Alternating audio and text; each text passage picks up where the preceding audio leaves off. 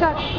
Hello and welcome to Bangalore247.com. I'm Shilpa Dalgopal and right now you have A. Gopalan with us.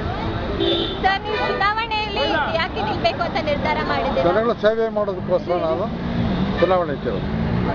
ನಿಮ್ಮ ವಾರ್ಡ್ನಲ್ಲಿರೋ ತೊಂದರೆಗಳ ಬಗ್ಗೆ ನಿಮಗೆ ಗೊತ್ತಾ? ತೊಂದರೆಗಳು ಬೇಕಾದಷ್ಟಿದೆ, ಅದನ್ನು ನಾವು ಈಗ ವಿವರಿಸಿ ಹೇಳೋದಕ್ಕಾಗೋದಿಲ್ಲ.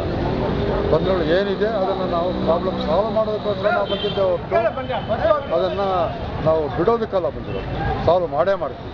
ಈ ವಾರ್ಡ್ನಲ್ಲಿ ಮುಖ್ಯ ಫೋಕಸ್ ಏನು? ಯಾವುದಕ್ಕೆ ತುಂಬಾ ಇಂಪಾರ್ಟೆನ್ಸ್ ಕೊಡ್ತೀರಾ ಈ ವಾರ್ಡಲ್ಲಿ? ಇದೆಲ್ಲ ನಾವು ಇಂಪಾರ್ಟೆಂಟ್ ಕೊಡೋದು ಈ ಡಬ್ರಿಸ್ ಕ್ಲೀನ್ ಮಾಡಿಸೋದಕ್ಕೆ, ಪಾರ್ಕ್ ಇಂಪ್ರೂವ್ಮೆಂಟು, ಪ್ಲೇ ಗ್ರೌಂಡ್ ಅದು ಇಂಪ್ರೂವ್ಮೆಂಟು, ಜನಗಳಿಗೆ ಏನಾದರೂ ಇದು ಅದು BPL ಕಾರ್ಡ್ ಯಾವುದು BPL ಕಾರ್ಡು, ರೇಷನ್ ಕಾರ್ಡ್ ಏನು ಅದು ಕೊಡಿಸೋದು, ಓಲ್ಡ್ ಏಜ್ ಪೆನ್ಷನ್ಗಳು ಅದೇನು ಎಲ್ಲ ಕೊಡಿಸೋದಕ್ಕೆ ನಾನು ಪ್ರಯತ್ನ ಮಾಡ್ತೀನಿ. ಸಮಸ್ಯೆ ಇರೋ ಜನ ನಿಮ್ಮನ್ನ ಹೇಗೆ ಭೇಟಿ ಮಾಡ್ತಾರೆ? ಜನಕ್ಕೆ ಸಮಸ್ಯೆ ಇದ್ರೆ ನಾನು ಮೊಬೈಲ್ ನಂಬರ್ ಕೊಟ್ಟಿರ್ತೀನಿ ನಮ್ಮ ಲೀಡರ್ಗಳಿಗೆ.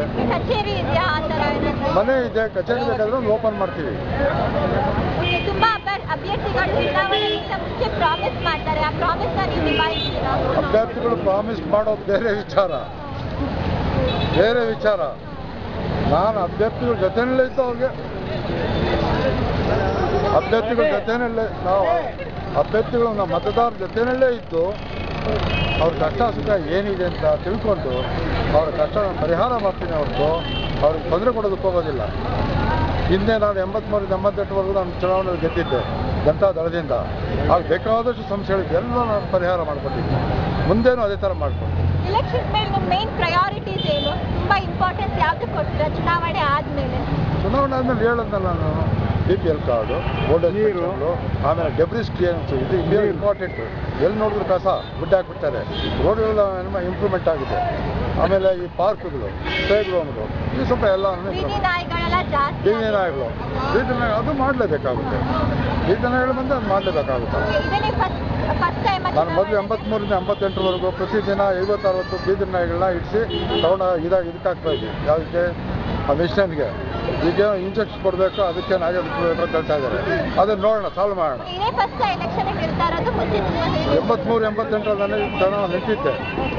88ರಲ್ಲಿ ಚೇರ್ಮನ್ ಆಗಿದ್ದೆ 1 ವರ್ಷ. ಬೇಕಾದಷ್ಟು ಕೆಲಸ ಮಾಡಿದ್ದೀನಿ, ಇಂಪ್ರೂವ್ಮೆಂಟ್ ಬೇಕಾದ್ರೆ ಜನಗಳು ಬೇಕಾಗಿದ್ದೀನಿ.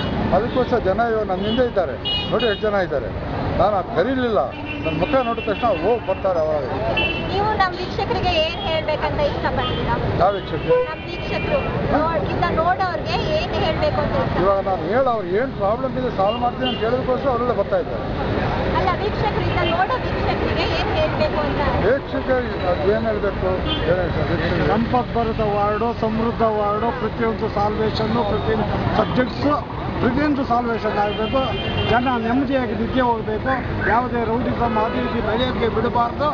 ಈ ದೃಷ್ಟಿಯಿಂದ ನಾವು ಭಾರತೀಯ ಜನತಾ ಪಾರ್ಟಿ ಕರ್ನಾಟಕದಲ್ಲಿ ಯಡಿಯೂರಪ್ಪರ ನೇತೃತ್ವ ಏನು ನಡೀತಾ ಇದೆ ಅದು ಬೆಂಗಳೂರು ಸಿಟಿಯಲ್ಲಿ ಮಡಿವಾಳದಲ್ಲಿ ನಡೆಸ್ಕೊಂಡು ಹೋಗೋ ಥರ ನಾವು ನೋಡ್ಕೊಳ್ತಾ ಇದ್ದೀವಿ.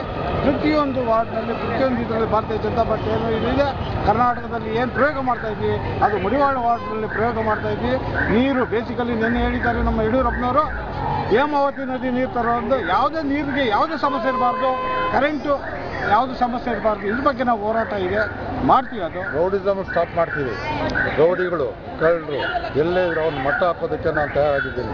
ರೌಡಿಗಳು ಭಯ ಬೀಳೋನಲ್ಲ ನಾನು. ರೌಡಿಗಳು ಮಟ್ಟ ಹಾಕಬೇಕು, ಕಳ್ತನ ಸ್ವಲ್ಪ ನಿಲ್ಲಿಸಬೇಕು. ಅದನ್ನು ನಮ್ಮ ಉದ್ದೇಶ, ನಮ್ಮ ಪಾರ್ಟಿ ಉದ್ದೇಶ. ಅಷ್ಟೇ.